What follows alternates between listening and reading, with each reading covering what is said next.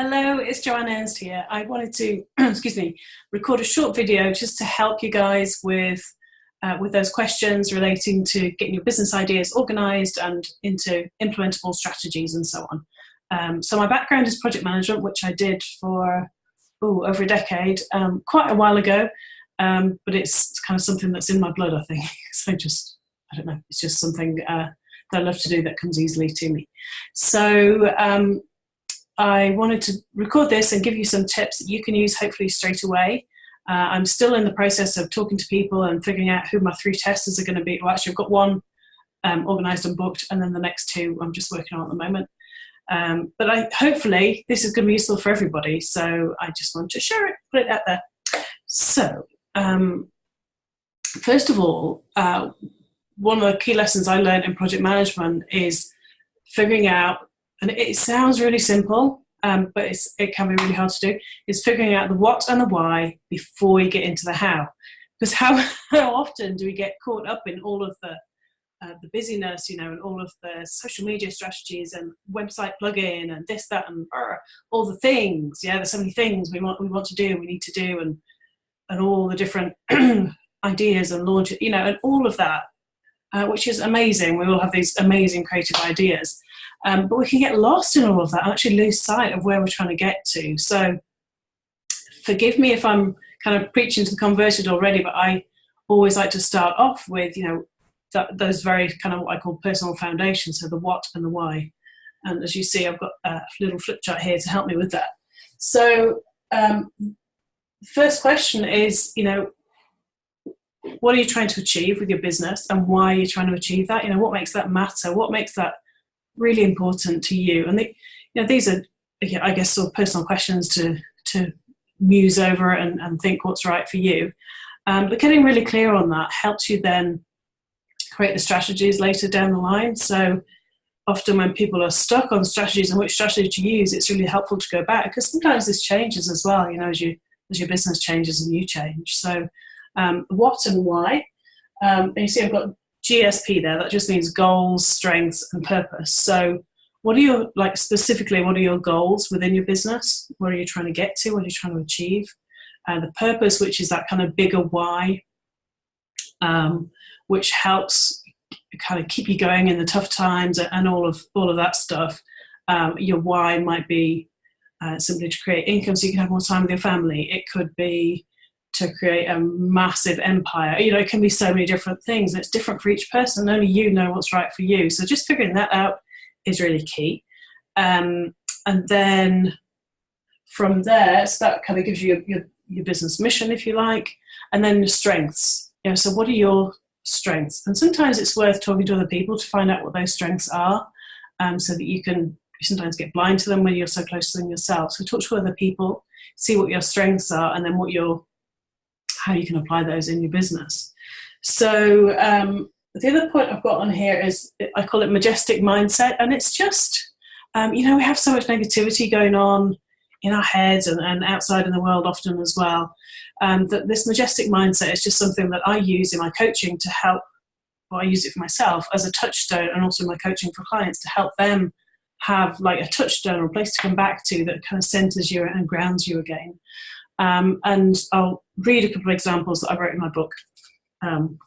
So I am a compassionate entrepreneur who is richly rewarded for sharing her talents. So it's just a simple, like 1, maybe 2 sentence that describes yourself, and kind of brings in the business and so on.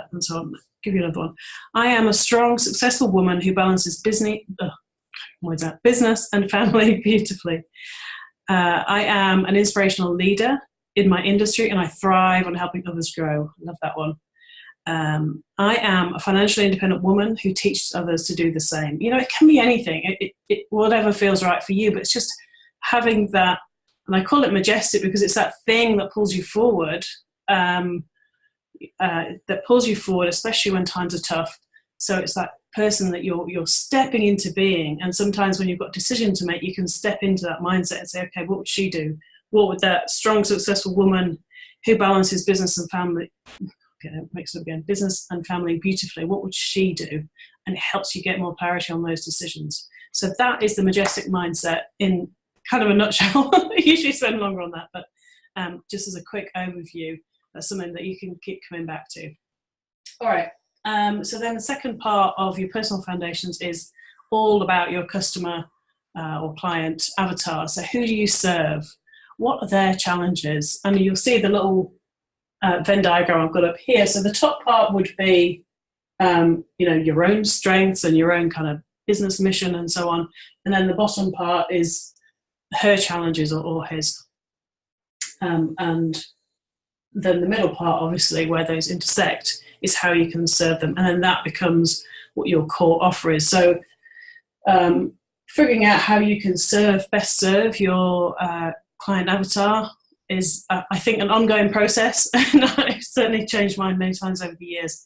And that's part of what I'm doing right now. So thank you for being part of that too. I really appreciate it. So that will help you come up with what your core offers are. Yeah. Or maybe you've already got those in place. And then I would move into step 2, which I call business foundations. And business foundations, I always like to start with goals. So particularly like the big 5-year goal or dream, goal might feel too confining perhaps for 5 years.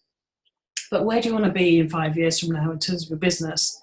And, what does that look like? Just to start kind of getting a feel for that, which will help kind of then shape things to come. And then moving that to a kind of 2 to 3 year time frame, and then the 1 year stuff, the things that are more current and what you want in the next 12 months or so.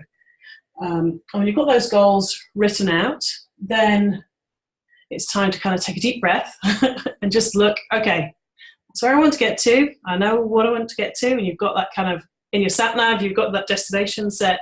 It's a case of, okay, well, where am I now? Because you don't know how you're going to get there if you don't know where you're starting from. So figuring out exactly where you're starting from, it's all good. And then you can figure out the gap and what we do to close that gap. So I would imagine, it depends on your business exactly what these factors are for you. But I would say probably like cash flow or income coming in, your clients, number of clients, maybe like frequency of sale, depending on what your kind of business is, the size of your email list or subscribers, audience, what the sale ratio is like. And this one, which I've added in recently, time off. That is really key. Like, do you actually take any time off? How much time off do you take? And I mean time off without kids. Because time off with kids, as we know, isn't always really time off, although it is fun. And then last but not least, kind of what's the status of your website? Where are you at with all of those key things that you need to have in place on your website? Alrighty. So then number 5, once we've got that kind of current status there, it's also really important to think, okay, with all that in mind, what are my current priorities? What do I need to focus on here and now for the next, I don't know, let's say 2 to 3 months? Because I think often we can get stuck in that short-term thing all the time. And that's, it's good to have that focus and to be really clear on that, but then also to have the 1 year goals pulling you forward and that you're working towards as well. But for the moment, let's just look at what's your current priority. And there's basically kind of 4 key priorities that I see in most businesses. And it's going to be cash flow, or it's going to be platform and credibility. Maybe like if you're wanting to get a good book deal or something like that, platform credibility might be key. Generating leads or creating products. It just depends where you're at and what's the most important for you. There's no right or wrong answer there at all. It just depends where you're at. So that's current priority. And then in the live workshop, I always like to just put in a slot for quick wins. Obviously, it's something that you're looking for all the time. But particularly once you've gone through these questions, things will start to pop. You're like, oh, God, I could do this. I could do that. Right, okay. And it can be just a quick win because now you know exactly what goal you're going for. It can help you just get that breakthrough for getting there more quickly, which we love. And then last but not least, in this business foundation stage, what is your sales process? How does that all work? And mapping that out so that it's really seamless and simple. If you're a coach, it could be that you have some kind of interaction, maybe at a networking event or online, and then they request a discovery or strategy session, which is perhaps a free complimentary coaching call type thing. And then you do the selling actually on the call. And then how do you process payment? And then where does it go from there? Do they then get some materials? Do they join your email list? Just what's that process, and just explaining that out. Okay, so that's business foundations. I'm just going to flip over. So then once you've got those kind of personal and business foundations, as I've called them, in place, it's then time to look at, what are the projects, and these will be based on those goals, primarily the 1-year goals, but also remember those 2 to 3 year or even 5-year goals. There might be things that happen now that feed into those. So I just picked a random example, hosting a retreat. Let's say that's one of your projects for the year. You want to host a retreat. And so the process I would go through is just thinking, and I tend to do like a mind map usually. So you've got like retreat in the middle, and then kind of branch out with all the different things that come off that, all the different ideas and processes and so on. But let's always start with the what and why. So what are your goals for the retreat? Why are you running it? What do you want to achieve? And that could be in terms of income, could be client numbers. And again, it can be so different. You might just want a really intimate, high-end retreat at a beautiful location for 5 people. Or you might want a huge thing for 300 people. I don't know. It just depends on what your goals are and what you're going for. So getting really clear on that helps you then make all those other decisions. It just makes it so much more easy as you go through. Who's your audience? So knowing who your audience is for that retreat, and it might be slightly different to your general audience for the rest of your business. It might be like a specific subsector of your audience maybe. Who's the audience for it, and what are the outcomes they can expect? And that's going to obviously filter through and help you with your marketing. So those are some key questions I would probably start with, and then looking at the chunks of tasks that need to happen. Content for the retreat, so that'll be your content in terms of the retreat leader, what you want to share with them, and then also the content that you're going to give them. Are they getting workbooks? Are they getting, live stream? They're getting video record? I don't know, whatever, all the things, what they're getting. And then your next bit would be the marketing plan, how you're actually going to fill that retreat. All the hospitality, accommodation, all that kind of stuff, where you're going to hold it, what kind of rooms, all that stuff. That'll be there. Any terms and conditions that you need to be really clear on, because you don't want to be in a position of paying for or holding hotel rooms that you then can't fill, or that people pull out at the last minute or anything like that. So it's just thinking through all of those things. And this is kind of off the top of my head, really. I've never actually run a retreat, but I imagine this is what it would be like. And then communication with your guests, both prior to, during, and then after the retreat. And some questions I would look at in here, is there an upsell that you're looking to share within the retreat? Is there something else that this leads into? Maybe like into a coaching program, or into some other kind of courses that you're running, or whatever it might be. Are there any other teachers or any other people that you want to get involved? And I've seen this one actually used really successfully a lot of the time. Is there a VIP option, an upgrade option? A lot of people love to just have that VIP option. It might be like a special lunch with guests, or some private time with you, or whatever that could be. I don't know. And then for each of these things with a little square alongside it, when I'm in the project planning mode, I'll be thinking, okay, and how long does that take? And then when's the best time for it to happen?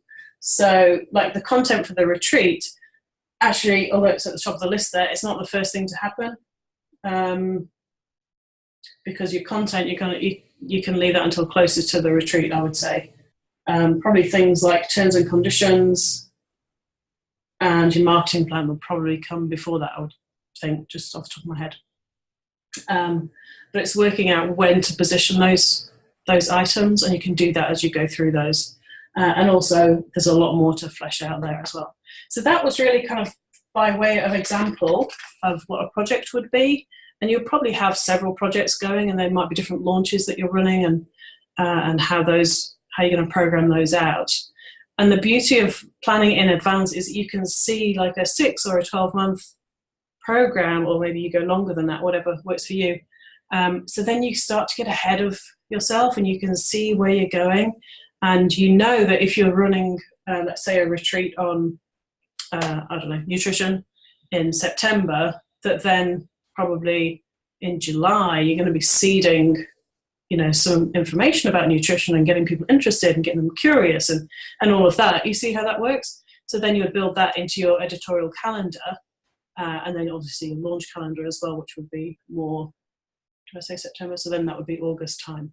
So you can just sort of see that when you actually plan these things more in advance, that it gives you that space to do it really, really well and do it beautifully and do it gracefully and enjoy it and not be stressed out and crazy about it all. So that's projects. And then last but not least, something that I find really helpful to talk about and go through with clients is thinking about what the regular routines or habits might be. And these can be like all the stuff that happens weekly, like your blog post, your newsletter, maybe you do social media, like pre-scheduling and things like that.